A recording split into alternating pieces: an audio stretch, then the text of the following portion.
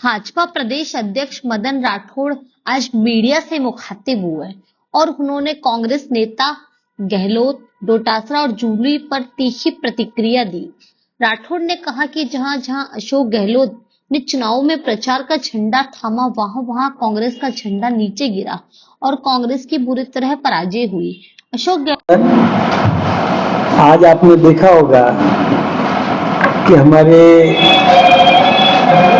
विभिन्न विद्यालयों के बच्चे और युवा, उन्होंने भी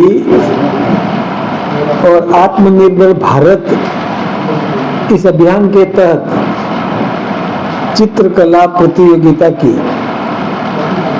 इसमें छोटे बच्चों से लेकर वयस्क तक सभी प्रकार के बच्चे, युवा, नौजवान, बहनें, भाई सभी सम्मिलित हुए और अपनी प्रतिभाओं का प्रदर्शन उन्होंने किया। मैं उन सबको बधाई देना चाहता हूँ। और ऐसा लगा कि हमारे देश में कई प्रतिभाएं छुपी हुई है। उन प्रतिभाओं को आगे लाकर प्रोत्साहित करने की आवश्यकता है। कई गुदड़ी में लाल छुपे हुए हैं, उनको बाहर निकाल करके यदि हम आगे बढ़ाने की कोशिश करेंगे तो निश्चित रूप से वो अपने क्षेत्र का नाम रोशन कर सकेंगे। और बहुत उच्च स्तर की चित्रकला उन्होंने करके यहाँ पर दिखाई है। मैं उनके उज्जवल भविष्य की कामना करता हूँ। साथ ही एक विशेष अभियान जो अभी चल रहा है, हमारे देश को आत्मनिर्भर बनाने के लिए, नई पीढ़ी को अपने पैरों पर खड़ा होने के लिए ये जागृति अभियान चल रहा है। उसी जागृति अभियान का ये हिस्सा है कि अलग अलग क्षेत्रों में अलग अलग तरीके से कोई कार्यक्रम किए जाते हैं। आज हमारी वीडियो कॉन्फ्रेंस भी हुई थी और सरकार ने भी इसमें बहुत बड़ा योगदान दिया है कि विभिन्न क्षेत्रों में हम नई पीढ़ी को यह आह्वान करें कि वो स्वदेशी अपनाएं। और हमने उद्यमियों को भी प्रेरित करने की कोशिश की है कि जो अच्छी से अच्छी वस्तु जो दैनिक उपयोग में आती है, विदेश का कोई भी प्रकल्प यदि बनाता है आकर्षक, अच्छी, तो उसका एक विकल्प हमारे हिंदुस्तान में तैयार होना चाहिए। हमारा उद्यमी उसका विकल्प तैयार करके दे, चाहे उसकी कीमत से संबंधित, एक उसकी गुणवत्ता से संबंधित, आकर्षक, उपयोगी, ड्यूरेबिलिटी, इन सब का ध्यान रख करके वो अपना उत्पाद तैयार करे तो निश्चित रूप से आम नागरिक को एक विकल्प मिलेगा।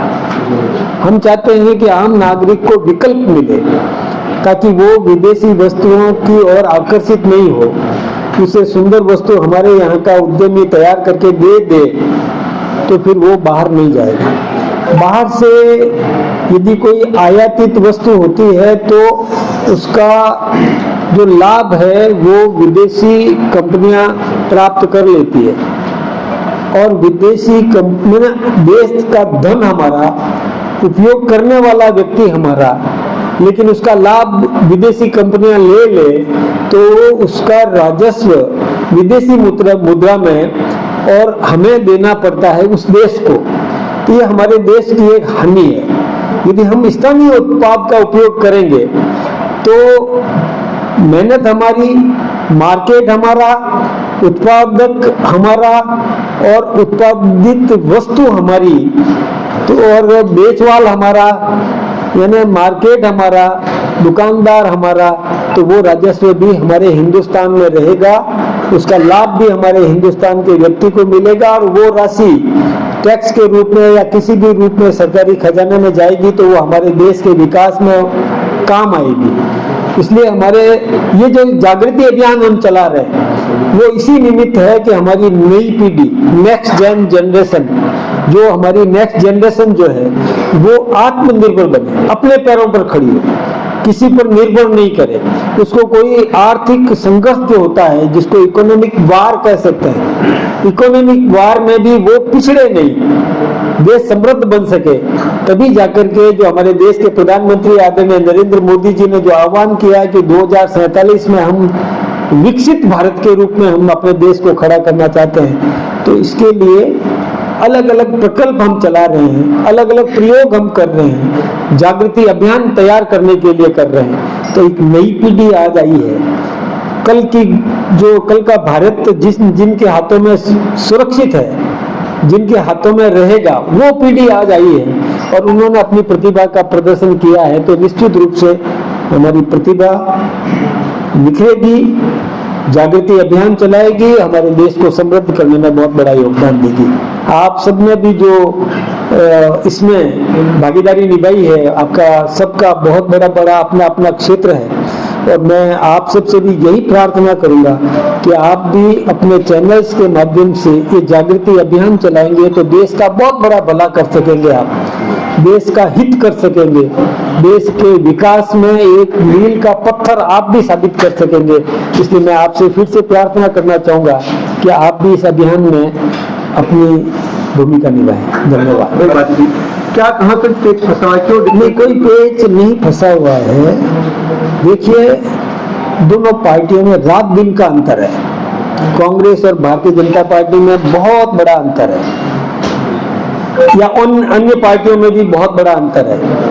वहां पर तो जिस दिन वो उम्मीदवार चुनाव हारे, उस दिन से वो इस कोशिश में लगे रहे कि ये कैसे दिल्ली के भाग का छींका गिरे और मैं उसमें मलाई खा जाऊं, और तब से वो लगे हुए हैं। और उम्मीदवार भी स्वयं में घोषित थे और मजबूरन कांग्रेस ने घोषित भी कर दिया, बताते हैं, मैंने सुना है। हमारे यहाँ आंतरिक लोकतंत्र है, हमारी पार्टी में आंतरिक लोकतंत्र है।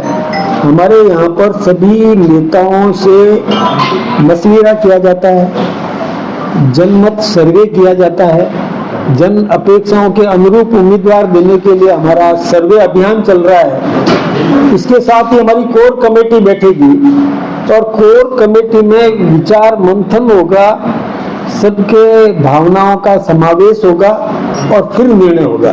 दोनों में बहुत बड़ा फर्क है। वहां पर डिक्टेटरशिप चलती है, हमारे यहाँ पर आंतरिक लोकतंत्र है।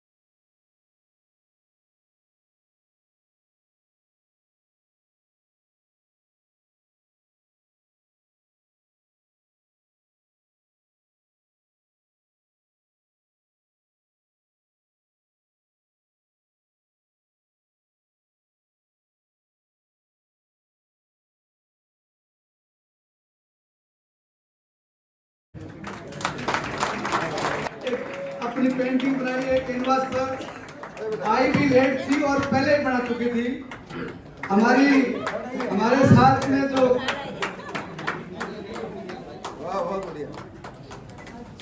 हमारे साथ जो टीम में सीमांतनी जी है, उनकी पुत्री भी है ये, सेकंड नंबर पे, ये सेकंड प्राइज है इनका, उनको ये दे रहे हैं। साथ में एक लिफाफा भी उनको दिया जाएगा जो 2100 रुपए का होगा।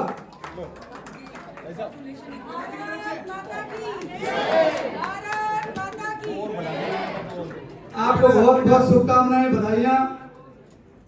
Very good. उसके बाद में जो इसी कैटेगरी में जो फर्स्ट आई है, उसका नाम गार्गी शेखावत। वाह भैया, गार्गी के लिए बजाता है। गार्गी शेखावत फर्स्ट आई है, गार्गी शेखावत। अरे वाह, वेरी गुड। ताली बजाओ, ताली बजाओ भैया। बहुत बहुत शुभकामनाएं, बधाइयां आपको भी। अब जो फर्स्ट जितेंद्र महावर को प्राइज दिया जा रहा है, प्रशस्ति पत्र दिया जा रहा है। और साथ में ही 5100 रुपए का इनाम भी दिया जा रहा है।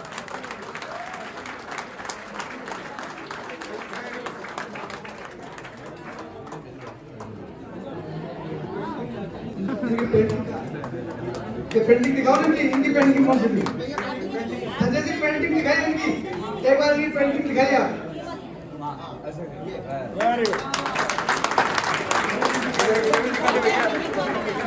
जितेंद्र महावर को बहुत बहुत बधाई, शुभकामनाएं।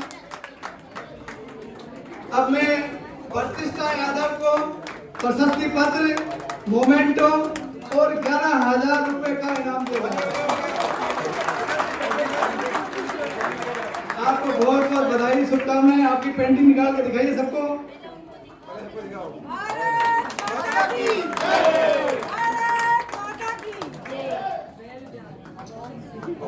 अब मैं मुख्य शुभकामनाएं, आप मोमेंटो लें, आपका प्रशस्ति पत्र लें और साथ ही 21,000 रुपए का इनाम।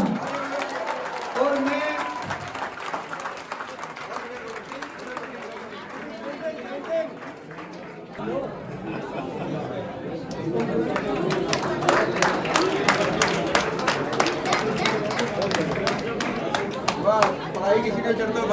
सौरभ यादव, गोविंद महेश्वरी, आपको बहुत बहुत बधाई।